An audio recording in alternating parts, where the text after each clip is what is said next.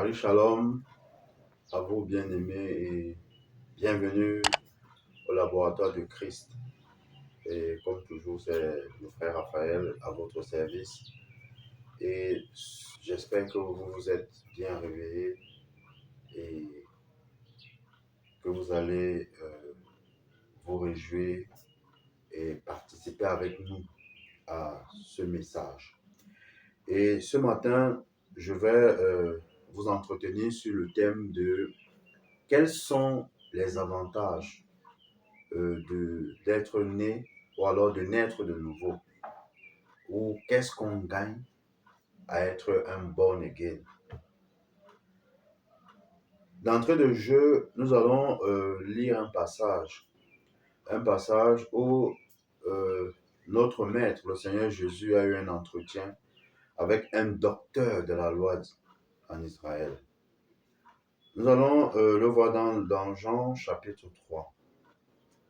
Jean chapitre 3, à partir du verset 1, je vais lire. Il y avait un homme qui s'appelait Nicodème, membre du parti des pharisiens, c'était un chef des Juifs. Il vint trouver Jésus de nuit et le salua en ces termes. Maître, nous savons que c'est Dieu qui t'a envoyé pour nous enseigner, car personne ne saurait accomplir les signes miraculeux que tu fais si Dieu n'était pas avec lui. Jésus lui répondit, vraiment je te l'assure, à moins de renaître d'en haut, personne ne peut voir le royaume de Dieu.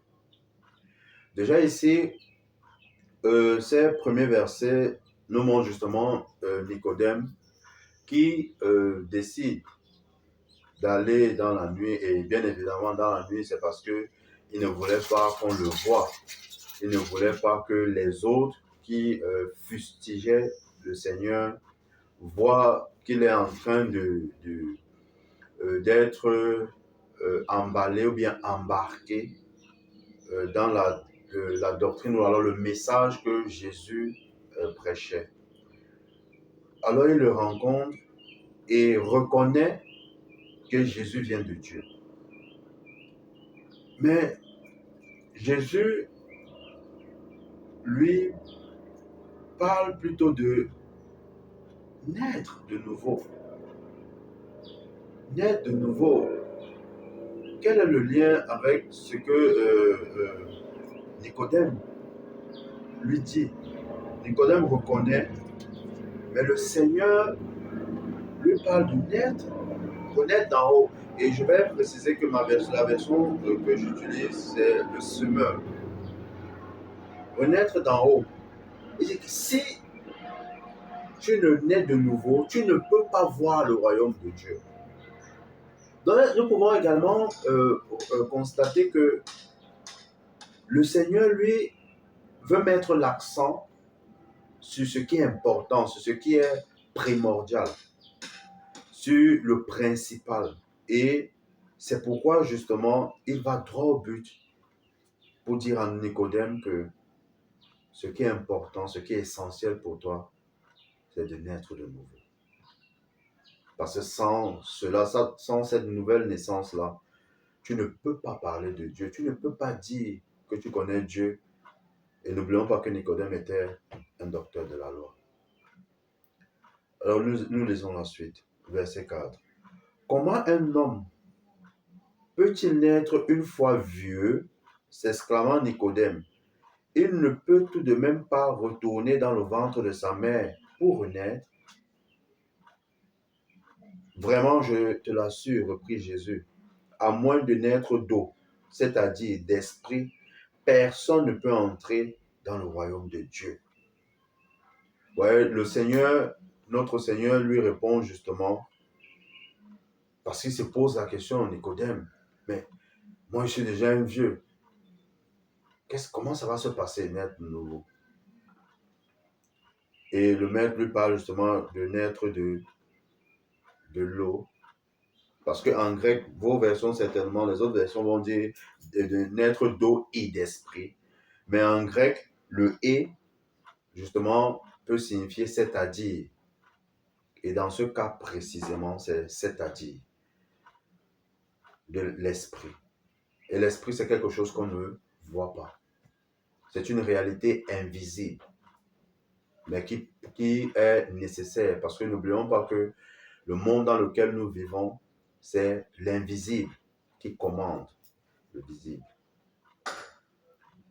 Et par la grâce de Dieu, nous aborderons certainement un thème, le thème du baptême. C'est quoi réellement le baptême? Quand on parle du baptême d'eau, de l'esprit. Maintenant, mais nous continuons notre lecture. Le verset 6 dit, ce qui naît d'une naissance naturelle, c'est la vie humaine. C'est la vie humaine naturelle. Ce qui naît de l'esprit est animé par l'esprit. Ne sois donc pas surpris si je t'ai dit, il vous faut renaître d'en haut. Le vent souffle où il veut, tu en entends le bruit, mais tu ne sais ni d'où il vient, ni où il va. Il en est ainsi pour quiconque est né de l'esprit. Donc déjà, le Seigneur Jésus ici, il est clair que Nicodème ne peut pas comprendre ce que le Seigneur est en train de lui dire. Parce que le Seigneur lui parle des réalités célestes. Et justement, si vous lisez, nous allons lire la suite même pour voir ça. Nicodème reprit, comment cela peut-il se réaliser? Toi qui enseignes le peuple d'Israël, tu ignores cela. Lui répondit Jésus, vraiment, je te l'assure, nous parlons de ce que nous connaissons réellement et nous témoignons de ce que nous avons vu. Et pourtant, vous ne prenez pas notre témoignage au sérieux. Si vous ne croyez pas quand je vous parle des réalités terrestres, comment pourrez-vous croire quand je vous parlerai des réalités célestes? Car personne n'est monté au ciel, sauf celui qui en est descendu, le Fils de l'homme.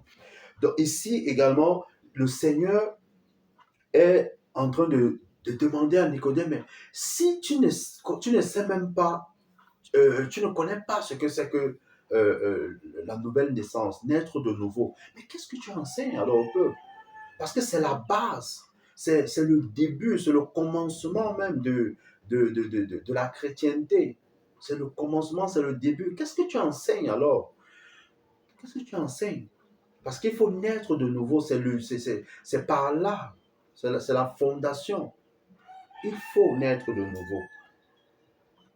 Et si, quand je parle terre à terre, tu ne comprends pas, est-ce que quand je vais parler maintenant des choses du Père, de Dieu, mon Père, comment est-ce que tu vas faire pour comprendre? Comment est-ce que tu vas faire pour comprendre? Donc, il faut naître de nouveau. Et nous voyons déjà un aspect peut-être de la réponse à laquelle on pourrait s'opposer dans le verset 13, car il dit, car personne n'est monté au ciel, sauf celui qui en est descendu, le Fils de l'homme.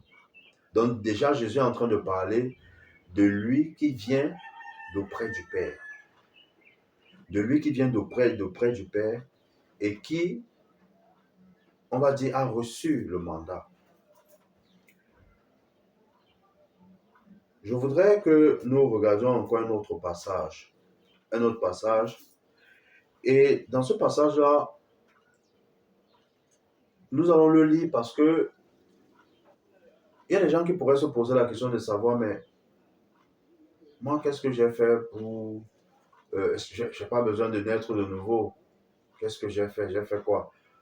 Et déjà, quand Jésus mourait même, moi, il n'était même pas encore né. Donc, ce qu'Adam a fait, ça me concerne en quoi? Moi, je sais que si je fais de belles œuvres, si je fais tout ce qui est bien, si j'aime les gens, je suis qualifié pour le paradis. Nous allons le voir à la suite de la vidéo.